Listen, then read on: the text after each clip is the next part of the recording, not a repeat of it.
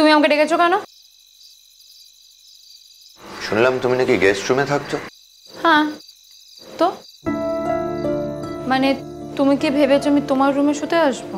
মোটেই সেটা ভাবিনি। আর আমার রুমে তুমি শুতে আসবেই বা কেন? আমি তো তোমার কেউ হই না। একদম তাই। আর তো মাত্র কটা দিন, তারপরেই তো। হ্যাঁ আমি ভালো করে জানি, সেটা বারবার না বললেও চলবে। যাই হোক, বলো কি বলবে। তুমি এই ঘরে থাকো, এখানে শো, আমি গেস্ট রুমে যাচ্ছি। কেন? তুমি কেন গেস্ট রুমে যাবে? মানে গেস্টটা তো আমি, তুমি তো আর গেস্ট নাও। আমি যেটা বলছি গুনগুন, দয়া করে সেটাই করো। বিয়ের পর তো এই ঘরটা তোমায় দেওয়া হয়েছিল, যতদিন এখানে থাকবে এই ঘরেই থাকবে, থাকো এখানে।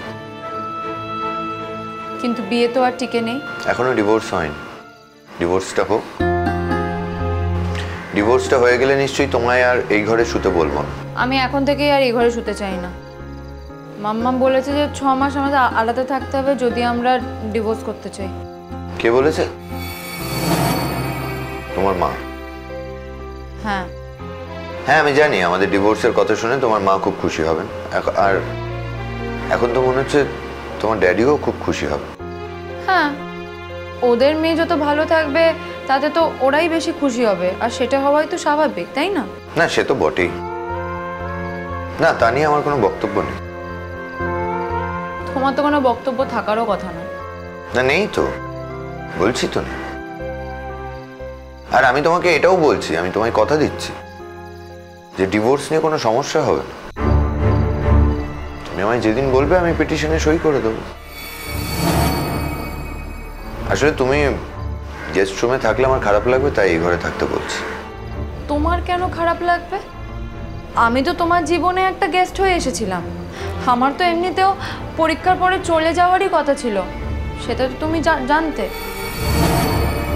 আর সেটা তো তুমি অ্যাগ্রিও করেছিলে।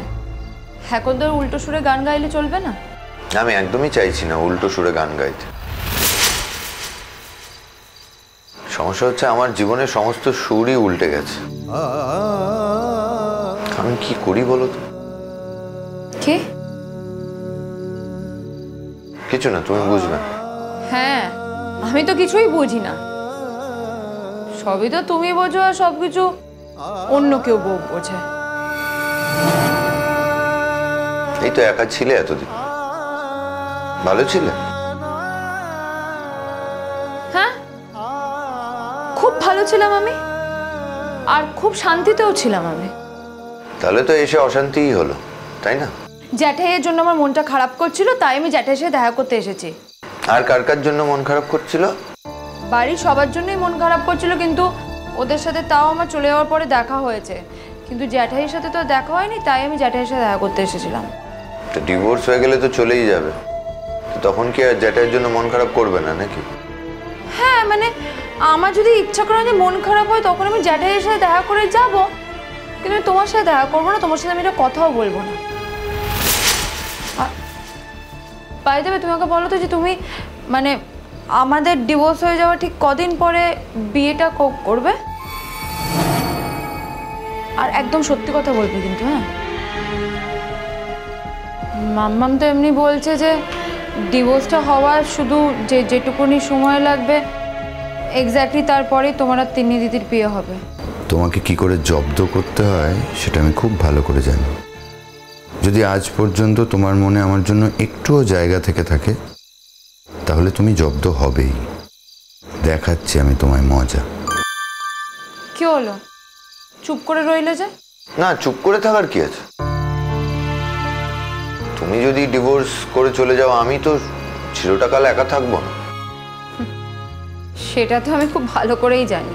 হ্যাঁ সে তো তুমিও নিশ্চয়ই চিরকাল একা থাকবে না, আই এম শিওর। এই শোনো, আমি কি করব না করব সেটা নিয়ে না তোমাকে এত কথা বলতে হবে না। কেন? তুমি যে আমার জীবন নিয়ে মাথা ঘামাচ্ছ,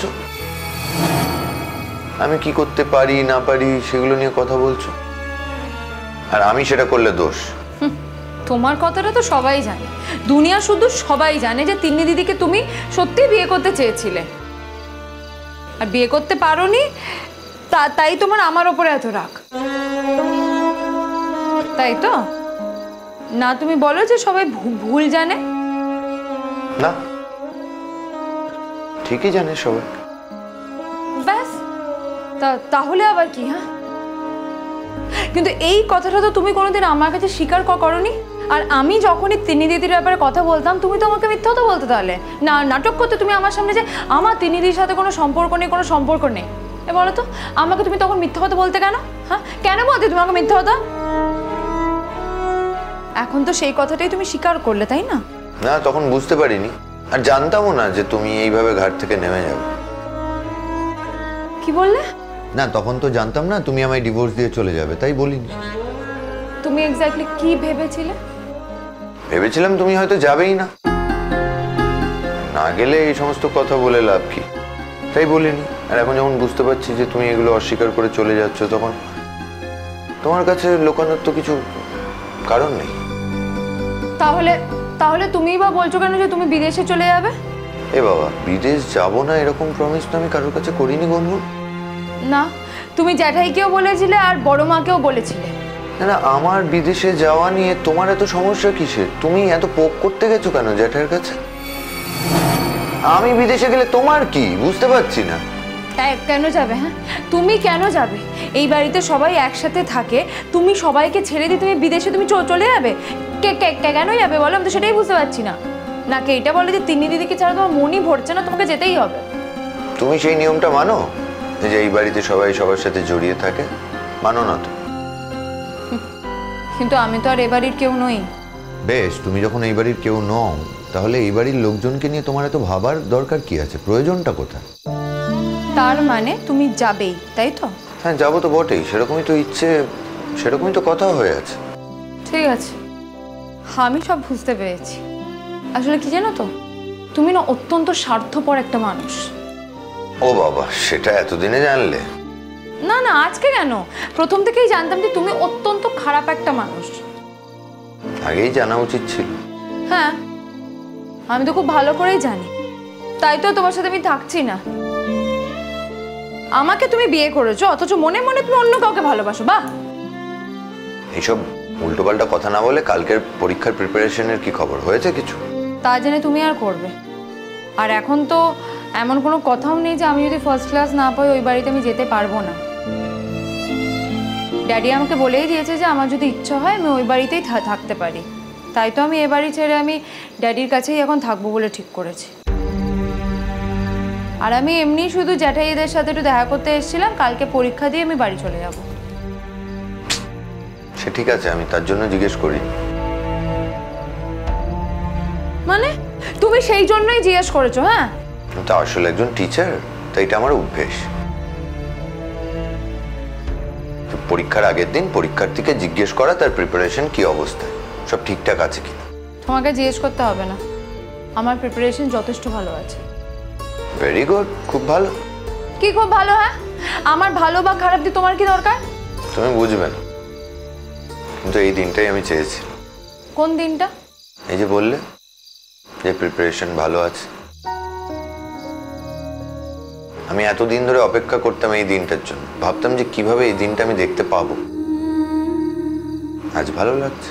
তা তো ভাববেই, কারণ এই দিনটার উপর নির্ভর করছে আমার এই বাড়ি থেকে চলে যাওয়া, তোমাকে ছেড়ে দিয়ে চলে যাওয়া, সবাইকে ছেড়ে দিয়ে চলে যাওয়া। তাই তো তুমি এই দিনটার কথাই ভাববে। আস্তে কথা বলো, রাত হয়েছে গুনগুন। তা এত রাতে তুমি আমাকেই বা ডেকেছো কেন তোমার ঘরে? এখনো তুমি আমার বউ, কেন ডাকতে পারি না? এই প্লিজ, এই কথাটা না প্লিজ বলো না। এই কথাটা বলে তুমি আমাকেও ইনসাল্ট করছো আর তিন্নি দিদিকেও ইনসাল্ট করছো।